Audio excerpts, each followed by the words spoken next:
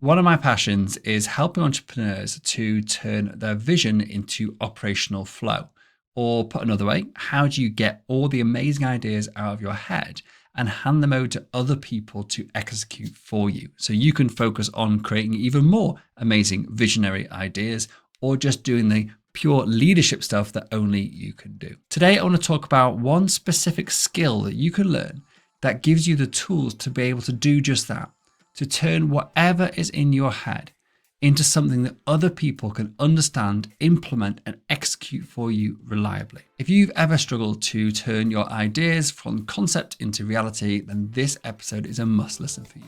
So the question is this: how do entrepreneurs like us who don't have an endless supply of cash, how do we leverage the best apps, virtual assistants, automation tools, and systems to scale our businesses, increase our profits, and have more time to do what we love to do each day?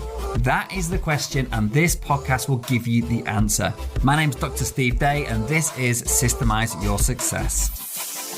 One of the challenges I see with entrepreneurs is they're often the visionary in the company. They have amazing ideas, but getting that stuff done, put into practice, and actually execute it is where often they fall down. They either get dragged into the weeds of doing it all themselves, or they get frustrated that other people just don't understand. They don't just get it. And they end up going back and forth trying to actually produce something that gives them the results they envisage in that vision they had. I'm passionate about helping business owners and entrepreneurs turn that vision into operational flow in a smooth and effortless way as possible. And I spent years developing frameworks and training to do just that.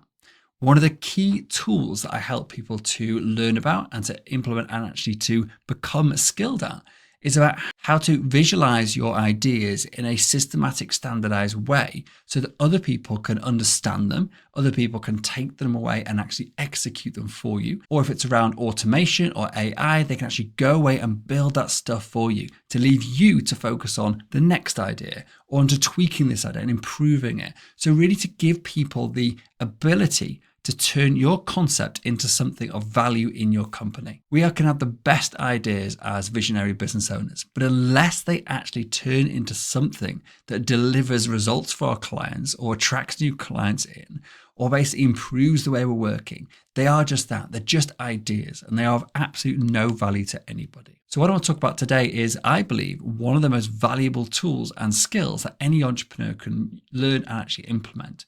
However, if after listening to this, you're like, that is not for me, I do not want to get into doing that, that's cool too, because you can train other people in your business to do the technical side for you and allow you to remain being a pure visionary leader in your company. So what I'm talking about here is a skill set that you can apply both to turning your vision into operational flow, but also about mapping out any process within your business, about making sure you're locking in the knowledge to allow other people to continue that work in the absence of the person who either created the process in the first place or some of the person who's working on it right now. And the skill we're talking about here is about how to map out the order, the sequence of events in any process in your business or anything you're trying to build, whether it's an automation, an AI, or a human-driven process. And to do that in a really systematic and standardized way so that anybody in your organization can understand the map that you've created without you having to go and explain what everything means. Once this skill set is locked into your business, whether you as the entrepreneur, the business owner, actually learns this yourself, whether you empower one of your staff members to become your process consultant, as they're often called, or process mapper, allow them to be the person that's actually creating these for you. Whichever one of those paths you go down, it's absolutely fine, as long as somebody has this skill that allows you to turn ideas into something that is implementable in your business. So let's say, for example, I've got an idea and I want to build out a new sales pipeline where I'm meeting new people at a networking event. I want to add them to my CRM. I want to use some automation to follow them up. I want to use some AI to actually hear the response that they've given, look at their profile, maybe on LinkedIn, actually create like some nice flow of follow-up steps and sequence for emails for them personally to really get them warmed up to the idea of working with me. Use calendar booking system to automate them getting booked in for a call, use follow-up systems to make sure they actually arrive at that call, and then use tools to actually then send them digital documents for signing and actually making sure they're getting onboarded and then setting up automations to do all that stuff. That's basically what most businesses do. I've just said it in a simple sentence. And what I now need to do is to get that built in my business. So what I want is either for me to have the skill to map that out, to show exactly what I mean by each of those things that I've just said, or for somebody to have to interview me and map it out for me. So if I can just talk about what I want to happen and somebody else can then grab that and turn that into a super standardized way of actually mapping it all out so that anybody can understand it and go and build it for me, that is super valuable. It's actually one of the things I do most often with my new private clients. I'll sit with them in a meeting and we'll identify using a few techniques. For example, core revenue flow, systems implementation roadmap, which I've talked about on different episodes, will identify the key systems that are in their heads. They got this idea about how they want their clients to be served or how they want their marketing or their sales to happen. And we'll identify like the core critical systems that we want to actually capture. And then I'll spend sort of half an hour just literally asking them, okay, great, what do you want to happen now? And it could be something that's actually already happening, but it's just them doing it all, or something that actually they've conceived. They've got this vision of what they want it to be, but they haven't yet managed to actually put it down in a way that anyone can execute it and do it for them. So it's just a wasted idea at the moment. So I'll sit with them and ask them, when does this happen? Like, what's the trigger to kick it off? Okay, what happens next? And then what happens next? And who does this? And does this have to be you doing this? Do we need a template for this? How long do you wait before we do the next step? Or what happens if there's two options here? If we go this path, what happens next? If we go this path, what happens next? And I'll literally just interview them and pull out the entire process from them step by step and map it out in a very standardized way. We use something called BPMN 2.0, which is the industry standard for process mapping. It doesn't matter what standard you use, as long as you use a standard. And there's ways to do this right, and there's ways to do this and overcomplicate things. There's people get really geeky about process mapping and really particular about certain things, and you can get really complicated about this stuff. Where actually there's a very small set of rules, a very small set of symbols that you need on your process map to map out like 95% of any business process. You don't need all the bells and whistles. You need a small set of simple to understand things that you can put down that basically explain themselves. So you can map this out and anybody with or without like experience in doing process mapping can read it and go, oh yeah, this makes sense. I can see this flow. And that's the light bulb moment that my clients get. Like once they suddenly, there's this concept that's been in their head maybe for years and sometimes, and they've never managed to communicate it in a way that other people can grasp it and actually do something with it.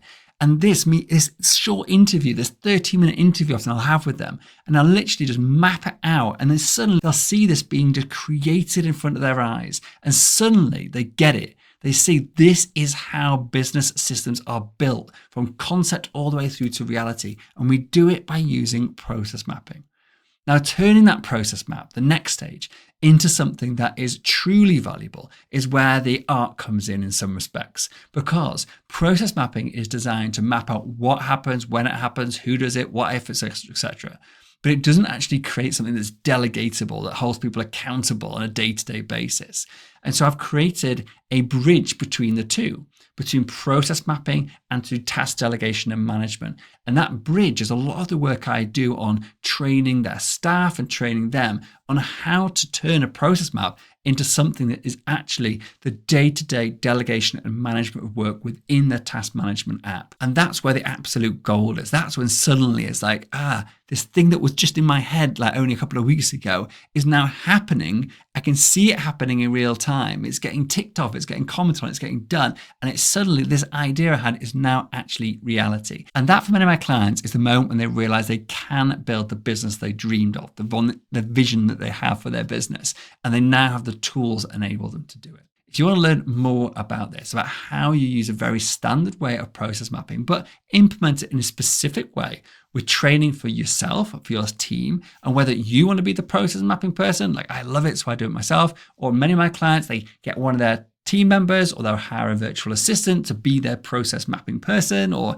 as I call it, a systems implementer. If you want to have access to all the training, templates, etc. for doing all of this, then please do consider joining our paid community where we've got dozens of courses available for you, frameworks, GPTs, automations, tools, everything you need to systemize your business to live more purpose, presence, and peace. And you'll find it all at join.sys.academy.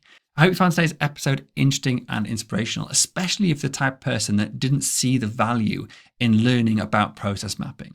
Whether you choose to do it yourself or get someone to do it for you, having this skill and understanding how it works in your business can help accelerate your growth massively, allowing you to, for the first time, be able to translate those complex, multi-step, those visionary thoughts in your head, how you can build this amazing business and have other people document it and then build it for you.